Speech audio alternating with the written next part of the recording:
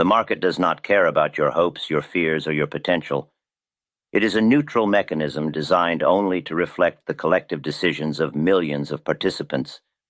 Jesse Livermore, the legendary speculator, understood this fundamental truth better than anyone, realizing that the greatest obstacle to success was never the market itself, but the toxic emotional baggage the speculator brought to the trade. He recognized that greed is not merely the desire for more money, but rather the emotional refusal to accept the reality of the present moment, whether that means refusing to accept a small loss or refusing to let go of a large realized gain. Livermore built his phenomenal career and fortune, lost it, and rebuilt it again, based on the principle that mechanical discipline must always supersede impulsive emotion. We are examining today the 3 specific, non-negotiable iron rules Livermore implemented to forge an impenetrable barrier against the destructive force of greed, rules that modern traders violate almost every single day. Before we dive into the profound lessons of the greatest speculator in history, please take a moment to ensure you are subscribed to the channel.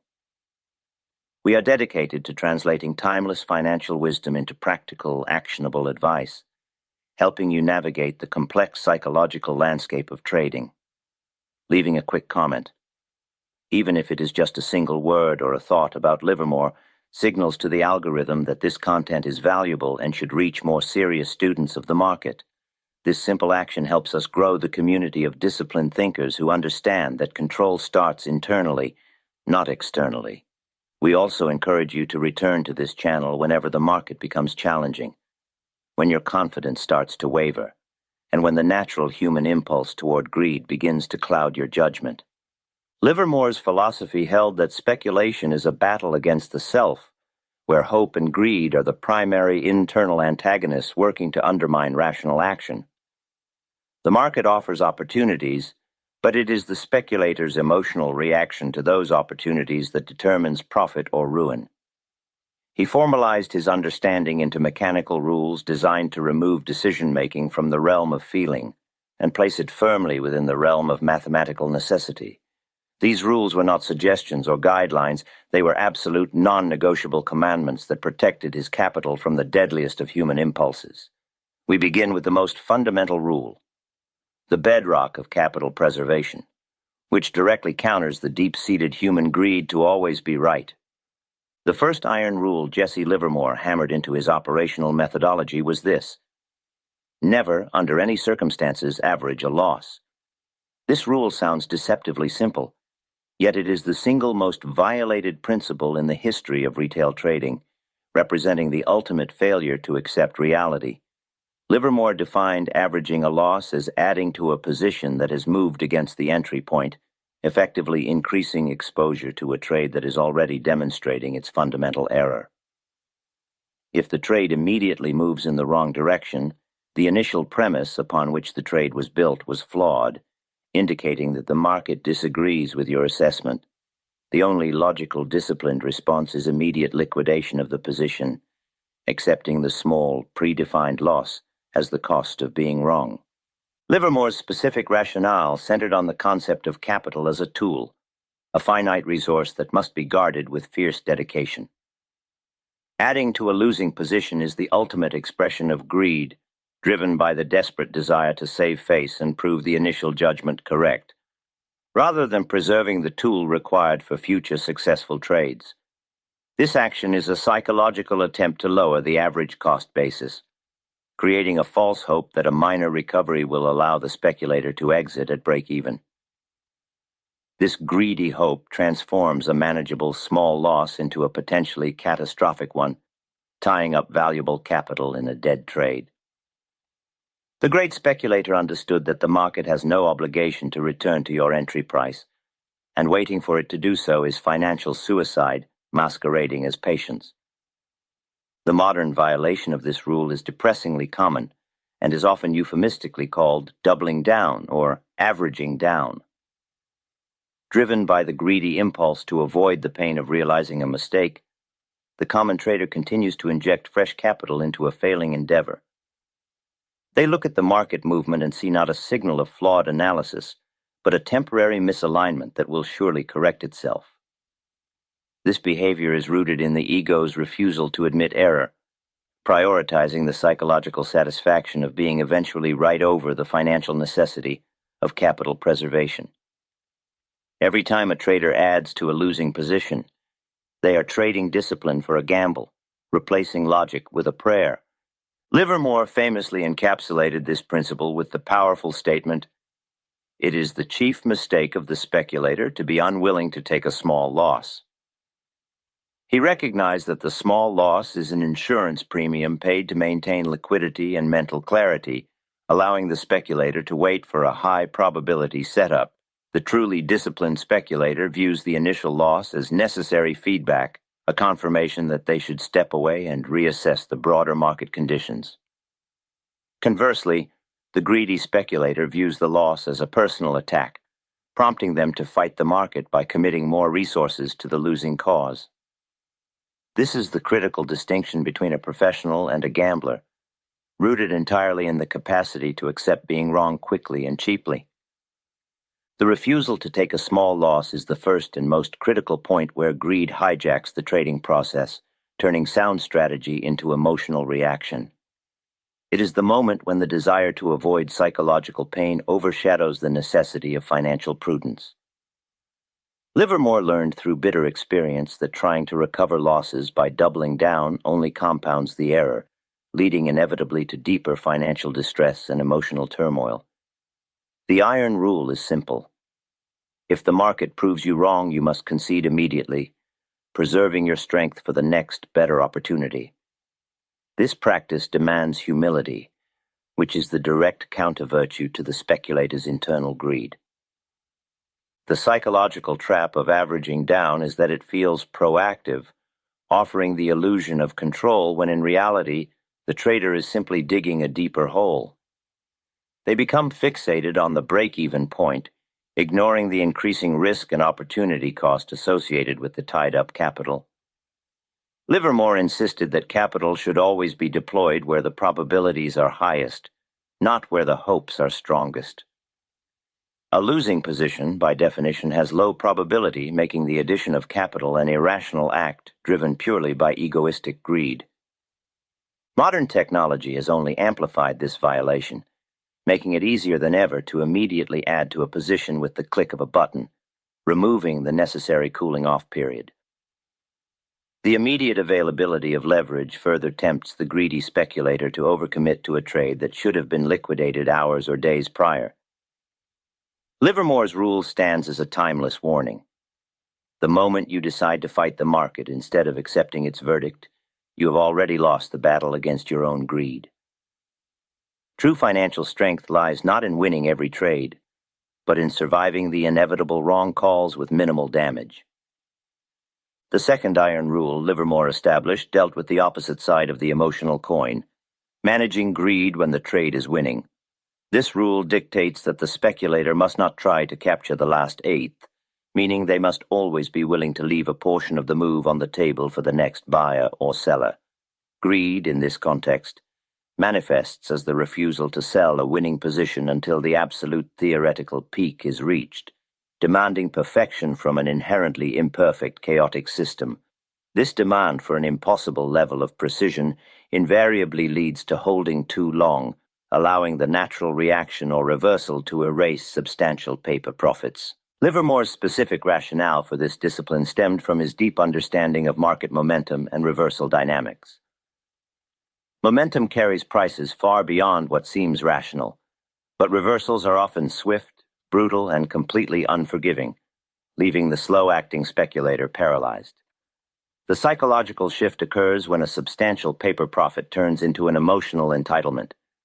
The trader feels they deserve the maximum possible gain and are therefore incapable of acting rationally when the market begins to turn. They convince themselves that the inevitable dip is merely a temporary fluctuation before the final push upward, ignoring the clear signals of exhaustion. The mechanic of greed in a winning trade is insidious because it disguises itself as prudence or patience, but it is actually the fear of missing out on the final, sweet fraction of the move. Livermore observed that the moment a profit starts shrinking, the speculator enters a state of emotional paralysis, refusing to sell because they cannot bear the thought of having had a larger profit just moments ago. This fixation on the high watermark prevents the realization of the substantial gains already achieved, turning a profitable trade into a psychological nightmare. The greed for perfection transforms into a bitter regret, often leading the trader to hold the position until the profit is entirely gone, or worse, until it becomes a loss. The modern violation of this rule is seen in traders who set unrealistic, distant profit targets or, even more dangerously, continuously move their stop losses further away on winning trades, chasing an ever higher high. This results in the phenomenon of winning losers, trades that were significantly profitable at one point but were ultimately closed out at zero, or even a small loss after the peak was missed. Livermore knew that the market never hands out profits easily. Capturing the main body of the move is the objective, and attempting to capture the extremities is pure hubristic greed. He understood that market reversals are swift and punishing, confirming that the professional speculator must be satisfied with the lion's share, not the final sliver. The discipline of the exit requires the speculator to recognize that no one ever goes broke taking a profit, even if they leave money on the table. Livermore taught that the goal is not to maximize the gain on any single transaction, but to maximize the cumulative return across a series of well-executed trades. Selling too early is a minor psychological discomfort. Holding too long is a major financial disaster. The difference between the professional and the amateur is the professional's ability to execute the exit plan mechanically, without allowing the euphoria of paper profits to dictate the decision. This rule is fundamentally about managing expectation and conquering the ego's desire for the perfect trade entry and the perfect trade exit. Livermore understood that market movements follow patterns, but those patterns always include unpredictable volatility near the turning points. By aiming only for the body of the move, he maximized his probability of successful execution and minimized the exposure to sudden profit-erasing reversals. The greedy speculator, however, sees the turning point as a personal challenge, believing they possess the unique insight necessary to time the absolute peak. The consequence of violating this second iron rule is often a complete erosion of trading confidence, as the trader remembers the huge profits they could have had, rather than the profits they did achieve. This emotional scarring leads to hesitation in future trades, creating a vicious cycle of poor decision-making. Livermore's advice forces the speculator to adopt a probabilistic mindset. Accepting a guaranteed profit now is always superior to gambling on a possible, slightly larger profit later. The true measure of a speculator is not the size of their largest paper gain, but the consistency of their realized capital growth. The market provides signals of exhaustion, decreasing volume, wider swings, and failure to make new highs. But the greedy mind ignores these warnings, blinded by the potential for more profit. Livermore insisted that when the market starts to look shaky, or when the momentum visibly slows, it is time to exit, regardless of the target price.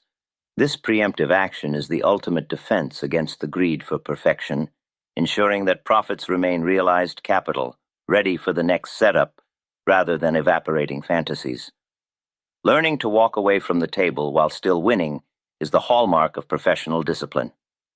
The third and perhaps most challenging of Livermore's iron rules is the patience of the observer. Trade only when the market clearly confirms the line of least resistance, which means the path of momentum, and avoid trading out of boredom or perceived necessity. This rule addresses the most pervasive modern form of greed, the greedy urge for constant engagement and immediate results, the desire to monetize every moment the market is open. Livermore understood that true profits come from waiting for the major movements, not from churning capital during periods of indecision. Livermore's specific rationale for enforced patience was based on the realization that capital conservation during sideways or consolidating markets is just as important as aggressive deployment during trends. Trading during consolidation is driven by the greedy urge to be constantly active, which only leads to unnecessary commissions, small, frustrating losses, and critical mental fatigue. The speculator who feels compelled to trade every day is driven by the assumption that money is constantly being made and they are missing out, a classic manifestation of greed and the fear of missing out. The market often spends far more time consolidating than trending, making the waiting period the most profitable activity of all. The importance of waiting cannot be overstated. Livermore viewed patience not merely as a passive virtue, but as the active counter-virtue to greed. If the market is not confirming a clear, powerful trend, the speculator must preserve capital and mental clarity, waiting for the unambiguous signal. He understood that attempting to anticipate the end of consolidation or trying to pick the absolute bottom or top is a fool's errand, an act of arrogance driven by the greedy belief in personal predictive powers. The professional speculator waits for the market to do the heavy lifting of confirming the trend before committing capital. The modern violation of this rule is rampant, characterized by chronic overtrading, excessive scalping in indecisive markets, and engagement in high-frequency trading fueled by the desire to monetize every minute of market time. This violation is often exacerbated by the gamification of trading platforms and the constant availability of financial news, creating the illusion that constant action is necessary for success. This greedy pursuit of activity ensures that capital is slowly but surely eroded by commissions and minor errors, preventing the accumulation necessary to capitalize on major profitable swings.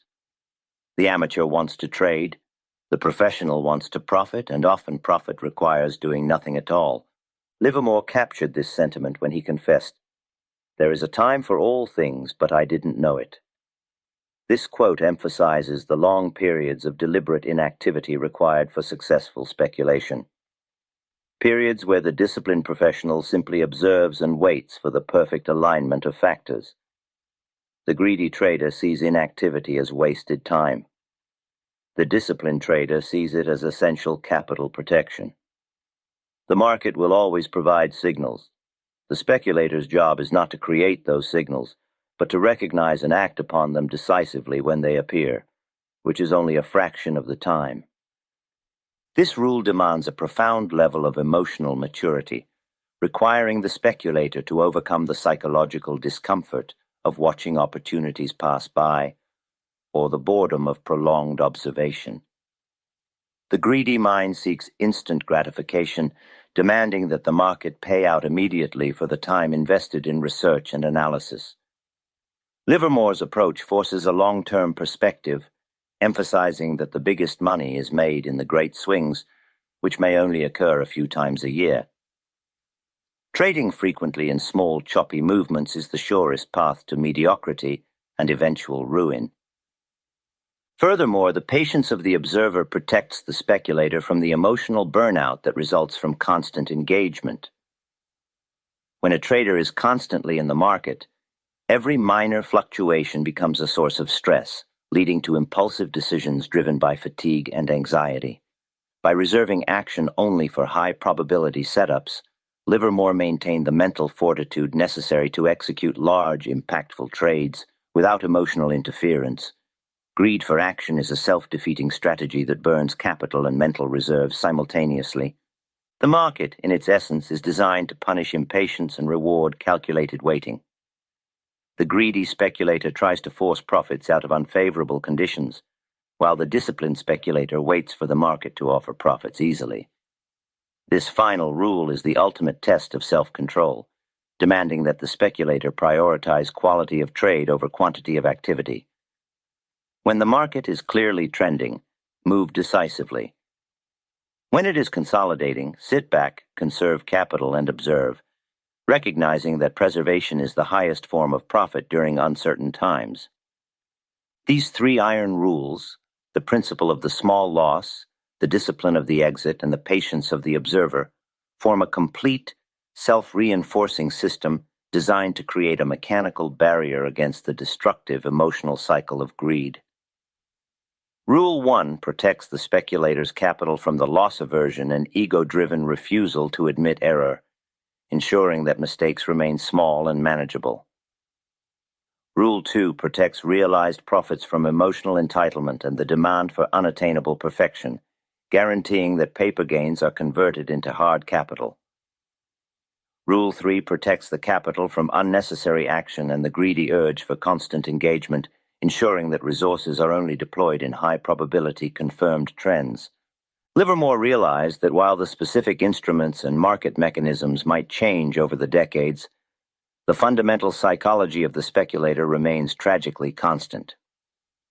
The human impulse is always to hope when one should fear, to demand perfection when one should accept sufficiency, and to act impatiently when one should wait. Breaking these rules is not an occasional mistake. It is a daily occurrence for most traders because the rules directly contradict our deepest, most ingrained emotional biases. The market is merely the stage. The drama of speculation unfolds within the mind of the trader. The enduring challenge is that discipline is boring, while greed is exciting, offering the immediate thrill of action and the fantasy of instant riches. Livermore's lasting lesson is that speculation is not about predicting the future of the stock or commodity.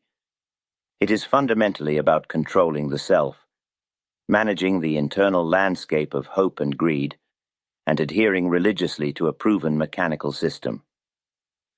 The speculator who masters their emotions will inevitably master the markets, not through superior insight but through superior discipline.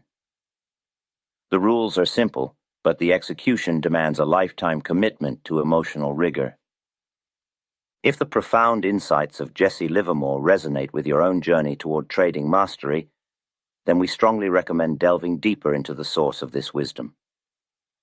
The classic text, Reminiscences of a Stock Operator, is the foundation of modern trading psychology and strategy, offering an unparalleled look into the mind of the greatest speculator. Our new edition of Edwin Lefebvre's masterpiece goes beyond the original narrative, providing deep chapter-by-chapter commentary and analysis that translates Livermore's early 20th century experiences into practical, actionable lessons for today's complex markets. This book is not just history, it is a meticulously organized curriculum that turns historical anecdotes into concrete rules for managing risk, timing entries, and, crucially, escaping the emotional traps of greed and hope. Do not just read about Livermore's success.